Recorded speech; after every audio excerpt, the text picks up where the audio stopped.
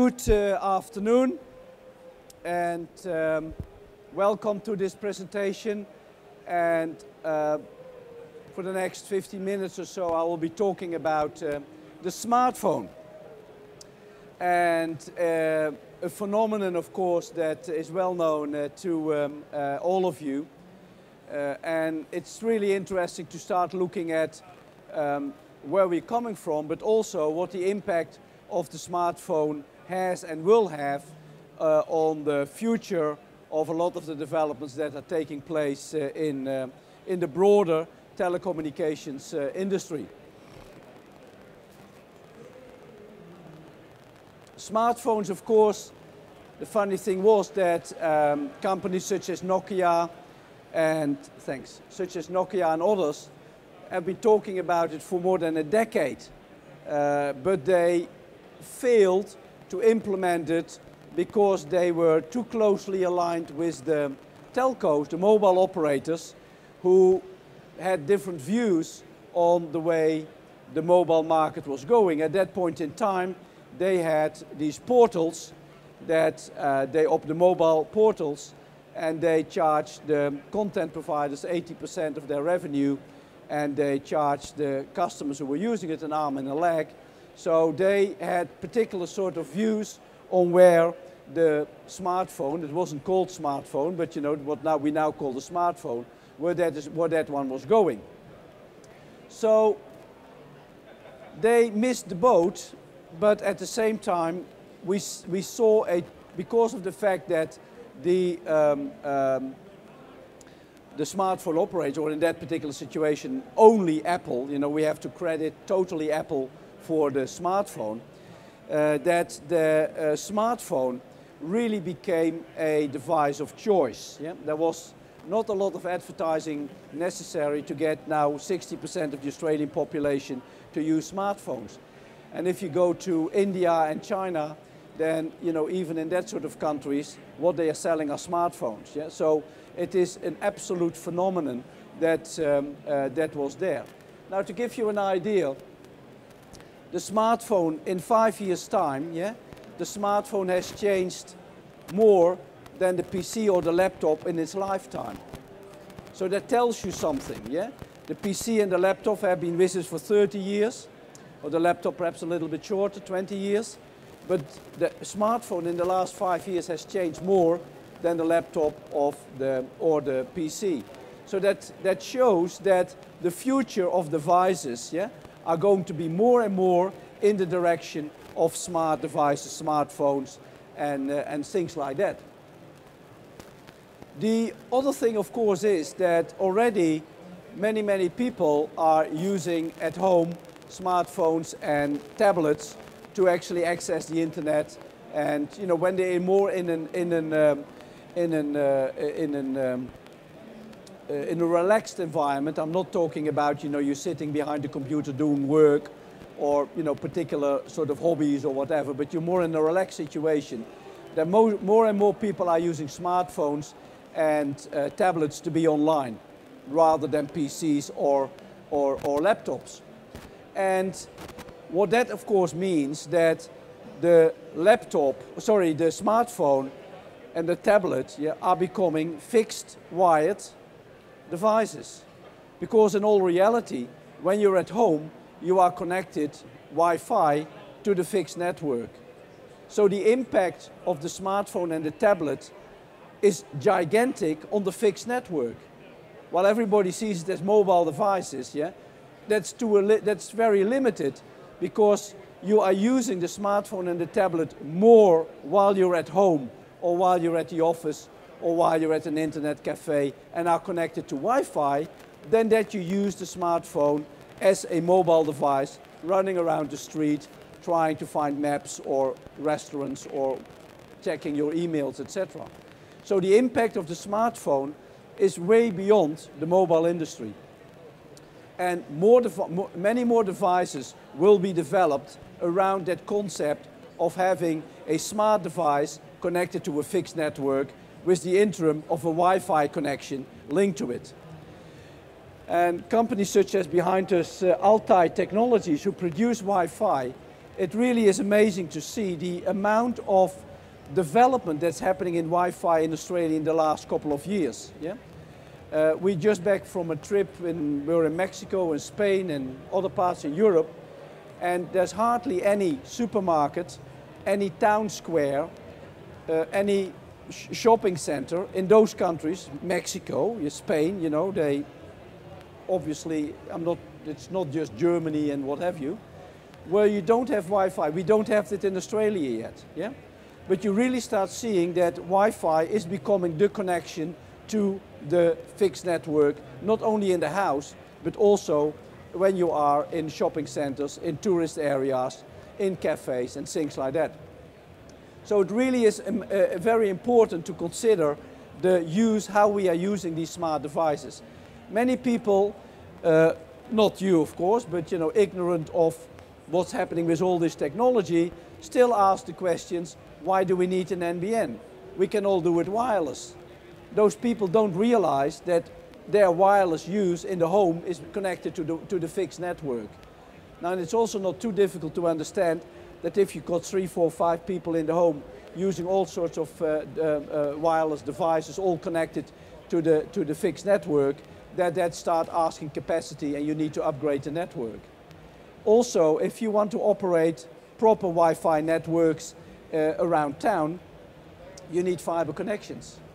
You need a fiber connection in the restaurant, you need a fiber connection in the town square, you need fiber connection because of the enormous amount of data that is happening on the network. So the impact of the smartphone is enormous in all sorts of directions. It's not just the fun thing and the fantastic device that we now have in our pockets, but it is changing the whole way we utilize the network and the whole way that the industry will have to design their networks.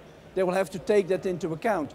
A mobile operator is becoming more and more a fiber optic network operator, because with these mobile phones and smartphones and Wi-Fi connections, you need a mobile station on every street corner.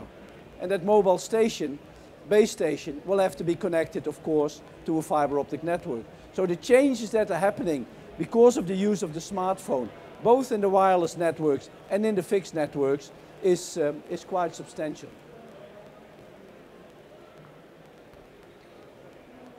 The other development, and we saw that with the Galaxy S4, is that you will now start seeing smartphones that also have applications that will gather personal data from, for example, your body, and use that in an app to monitor your health, to monitor your condition, and things like that. So you really start seeing that the next step in the smartphone is wearable devices. Wearable devices on your clothes, wearable devices on your body, and all sorts of other things that are happening.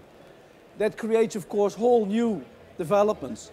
I was talking to the people of Google the other day about Google Glass, and I said, and they, you know, Vince Cerf, I know him very well. He said, Paul, it is a fantastic device. I said, yes, technology-wise, it's a fantastic device, but you have to be careful that somebody's not knocking you in your face when you are walking around with it, who doesn't necessarily want to be on your camera and the next 5 minutes on Facebook because you were having a drink with him in the bar or things like that.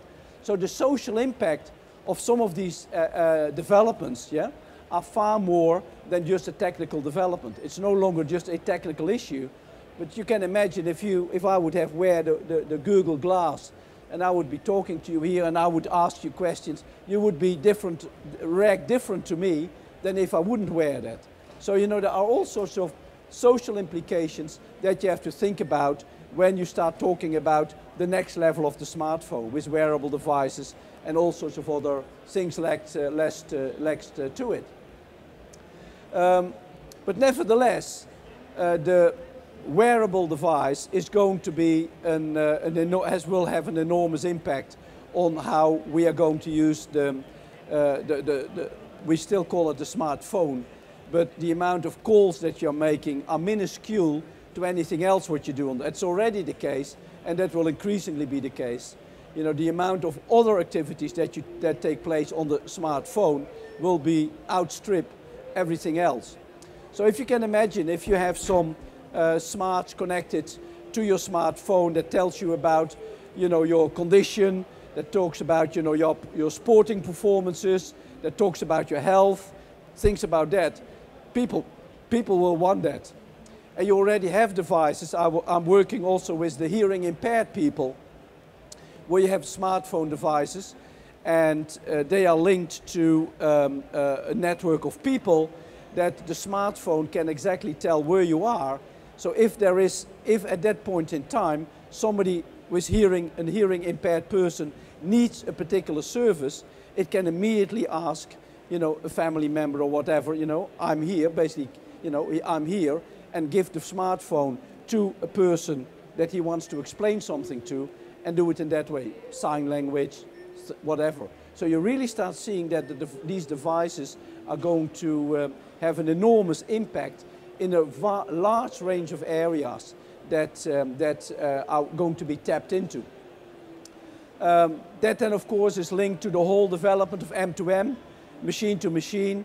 And once again, we've got wireless, but we've got also an M2N provider here opposite of us, Core Wireless, who is you know, showing what you actually can do once you actually gather the data, big data as it's called. You gather it from all sorts of different places. So for example, with your medical condition, that could be linked to medical healthcare people who have other devices with other data and other things, and can immediately feed back information to you when you've got a heart problem, and the medical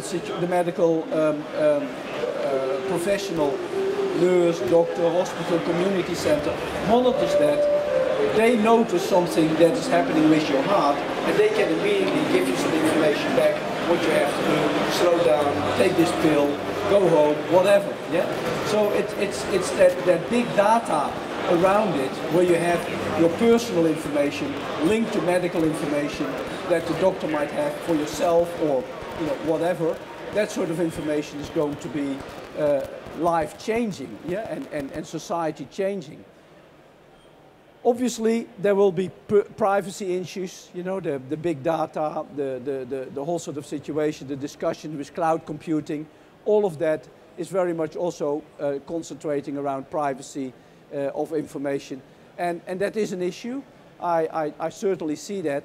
But what will happen in the end is that the advantages, the benefits that you as an individual get from utilizing these sort of new devices will outweigh the negatives of it. You know, we all know that our credit cards are not safe. The banks know that. They pay trillions of money, trillions of dollars a year out on fraud or whatever, trillions of dollars, yeah? Yet we are all using the credit card as if nothing happens, yeah? We all know how secure we have to have our passwords. Now, how many of you do really have secure passwords and do that consistently on all the devices, etc., yeah?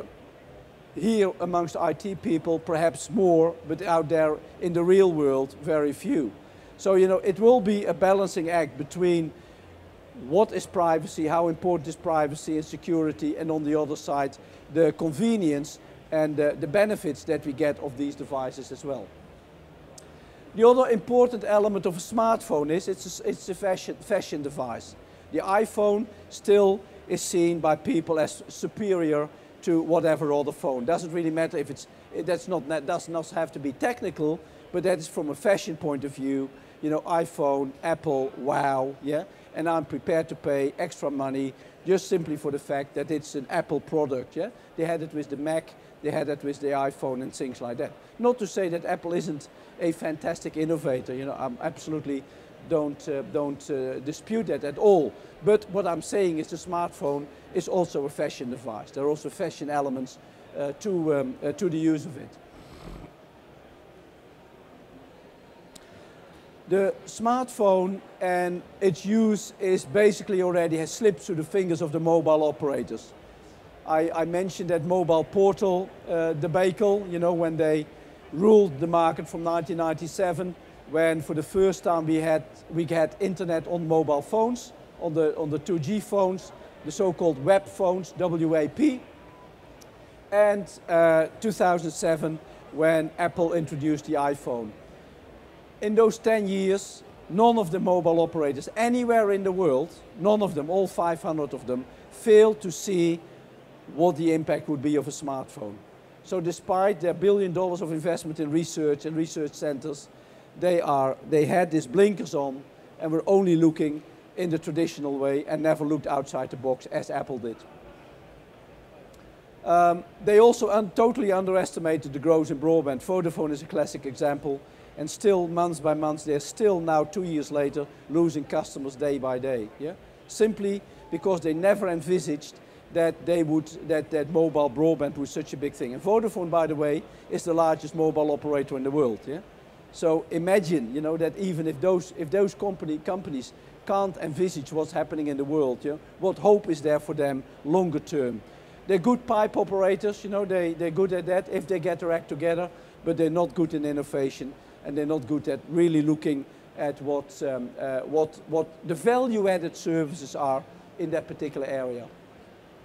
So they will be relegated to the pipe operators, and there's very little room for them to increase their ARPU. You already see that Telstra made an announcement last week that they're going to cut staff, because in order to make your company still profitable, you will have to balance the fact that you have to invest more in infrastructure in order to cater for the enormous increase of the smartphone on the network, broadband and things like that. And on the other side, people are not paying you more money on a monthly basis. So the only way then to maintain your profit is cut costs. Yeah? Now, if you compare Skype, 500 million users, yeah? It's quite a number of users. Yeah? They operate at less than 10% of the cost of any telco in the world. Yeah? So you really see that there is a lot of money in the telco business but still needs to be taken out, costs that need to be taken out in order for them to be able to compete with the Skypes and the Googles and the Facebooks and the Amazons who are increasingly moving into this area. Yeah?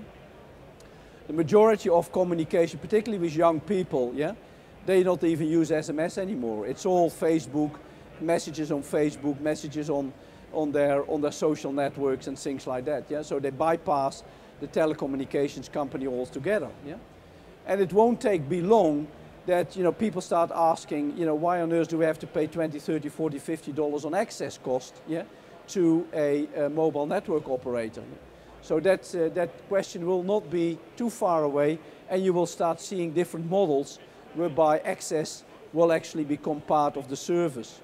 I always use the example, if you go to the newsagents and you buy the newspaper and you put $2 on the counter for the newspaper, then there's nobody asking you, I want $1 extra for the paper it's printed on. That's what we do in telecommunications. I'm buying the applications and the convenience of the smartphone and things like that, yeah? And suddenly you have to pay $50 extra for access.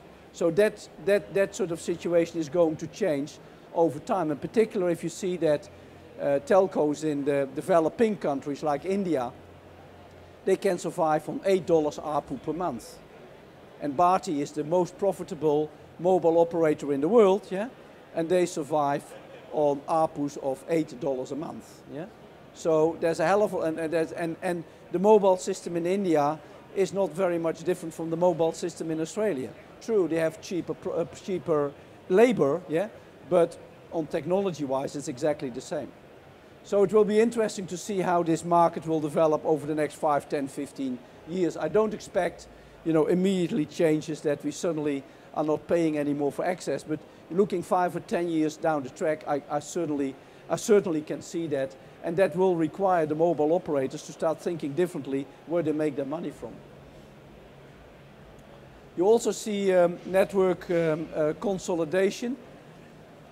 If you now see that Telstra bought the majority of the spectrum in the last auction last month, then that means that in 2 or 3 years' time, when that is fully deployed, that they will have the most capacity in their network of any other player in the market. In other words, they can handle more traffic, more customers than anybody else. So you already slowly start seeing the dominance of Telstra in the mobile market. Vodafone is already a basket case at the moment. They have not been able to get there. And I'm saying that not with disrespect, I'm saying that with sorrow, because we would need competition. Yeah? But unfortunately, Vodafone have failed miserably and is still failing miserably. Optus is no longer the leader in mobile. They were that 2 or 3 years ago. They're no longer the leader. So what that means is you get dominance in mobile. Once you get dominance in mobile, you get regulation stepping in, yeah? And once you get regulation standing in, you know, you start looking at what's the cost structure. And that's why I believe that we will see over time a similar development as the NBN. There is no room for duplication of the infrastructure. Yeah? If you need a mobile station on every corner of the street to service an LTE network, yeah, then you can't have 3 mobile stations there. Doesn't make sense. Yeah? At a certain stage, overbuilding mobile networks doesn't make sense, similar to the NBN. We're not going to get 3 fiber to the home cables in our homes. That's ridiculous. Yeah? We can't afford that. And a similar sort of development I expect to happen in the mobile market. Not now, not in the next 5 years, but beyond that, I definitely see that happening. So, who are the winners? Now, typically, we don't have to say that. If you look at their share price and their market capitalization, then you know the winners are obviously the Googles and Apples of this world. So they are the major beneficiaries. That's why Google is investing in fiber optic networks in Kansas City and in other towns in America.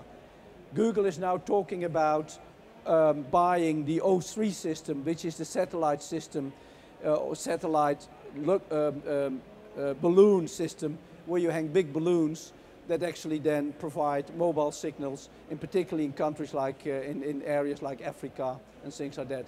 Google wants to operate a network like that. Why? Not because it wants to be involved in telecommunications, but it needs that, like a magazine needs the paper to be printed on, Google needs the network in order to sell its services. So they are really the ones that are driving some of the infrastructure investments. Yeah? In America, you see that AT&T and Verizon are no longer, they're closing down their copper networks and they're not replacing it with anything else. Yeah? So you really see the telco operators struggling with the concept of how can I invest in these networks, how can I make money, because the money actually flows to the Googles, etc. of this world. And they don't want to operate the Verizons and AT&Ts and the Telstras in the past. They don't want to operate on a wholesale basis. They want this vertically integrated business, and they fail, and then you are left, you know, who's going to do it? So Google steps in and start doing that. The over-the-top players, the OTT is of course over-the-top players. The over-the-top players are good in cannibalizing. You know, they stimulated the online retailing, the music industry. Look at Apple, you know how they've got 300 million customers in music. I mean, you know, they're larger than the whole rest of the music industry together or something like that. Yeah? So you suddenly, you know, you don't see Apple as the largest music player in the world, music industry operator in the world. They are, yeah, they are. Yeah? So you know these sort of things are happening in the market. So they're cannibalizing that. The publishing market, you know, the bloggers and things like that. You know, they've taken over. The newspapers are struggling, and things like that. The next thing is watch healthcare and energy. That's where I believe that the next level of operation will be. The healthcare market and the smart and the energy market together, you're talking about markets worth trillions of dollars. So just hiving up a little bit there, yeah, in that market would make an enormous difference. So they don't go for the small fish, they go for the big fish. So over the next 5 years, I'm 100% sure that these over-the-top players, and there will be more of them, that are going to enter this market more and more, cannibalizing the traditional healthcare providers, cannibalizing the energy companies, cannibalizing, you know, others where they see that companies are unable to transform themselves to the new digital economy, are lagging behind, you know, are not investing in the future, and these companies are more than happy to step in and do that for you. You know, Amazon and the book industry, of course, is another one. Amazon, by the way, is the second largest operator in the music industry. So those two players didn't exist, you know, when EMI and Philips and God knows, I forgot all the names, CBS and, you know, all of these companies that were so big in music, yeah, they're no longer those players. Video entertainment, of course, is another another industry that needs to be cannibalized because the Hollywood studios are not preparing themselves, and the sporting authorities equally. Yeah? So they make their money from taking business away from other sectors. They don't have to make their money from an investment in fiber or an investment in the technology. They make their money from taking business away from other sectors. It's not new money, it's just it's just shifting money from one sector to another.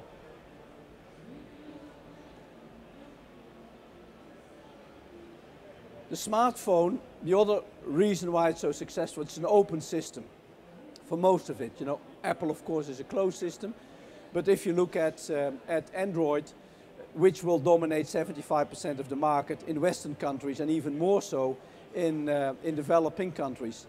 In my work with the United Nations, we had a meeting in Mexico City in March, and Huawei from China will have a smartphone for under $80 by the end of the year. Yeah? India's working on a smartphone of $30. Yeah, they aren't there yet. But you know, these are the sort of things that are happening. The question is, are the Apples of this world prepared to move into that market? Are they going to prepare to produce a smartphone of $80? Obviously, the smartphone of $80 and $30, those smartphones will dominate 80%, 90% of global smartphone production in the next 5 to 10 years' time. You know, the 25 million people in Australia don't count if you talk about 1 billion people in China, 1 billion people in India, 1 billion people in Africa. You know, that are the new markets, that are the people that are buying the phones. Yeah? So it's really interesting to take that into account when you start looking at that. And then the Android phone, of course, will be an open platform, an open network, similar to why WW, cloud computing, the internet, why are they so successful? Because they're open system. They're not proprietary systems. Yeah? So really important for the smartphone to be that open infrastructure. And it's a platform, it's a utility for lots of the things I was talking about earlier. Yeah? Not just the smartphone applications as we know them now, but wearable applications, M2M, and things like that. You don't have to sell the smartphone to us. We know intuitively that we can use it. It's not a product that needs a lot of pushing. It's a pull product. Yeah? There's a waiting list for the smartphone, the Galaxy S4. I mean, there's a waiting list for all of these products that are coming out. So there's a very eager market that wants it. So it links in to benefits as we see them. They don't have to be sold to us. We see the benefits, we experience the benefits. That having a smartphone makes our life easier, makes us more productive, and things like that. Yeah? So that's a lot of technology. You can say, you know, if it requires a lot of selling, then forget about it, and people don't really like it. Intuitively, if people like it, there will be this pull demand rather than the push supply. The other thing, of course, that again in my work with the United Nations is to realize that for the majority of the population in the world will for the first time in their life experience broadband through a mobile phone. They don't know of anything about fiber to the home or about VDSL or HFC. They don't have it. They will never have it. Yeah? Not at this stage. What you see happening, and one of the examples is Rwanda, where the president of Rwanda is seeing the growth of mobile as a way of pushing fiber deeper into his country.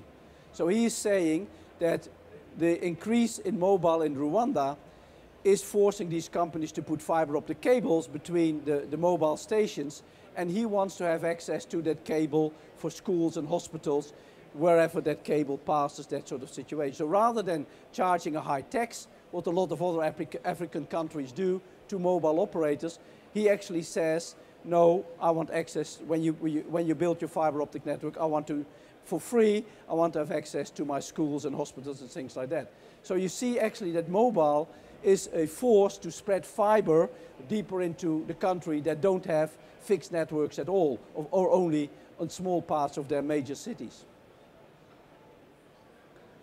So that's it for me.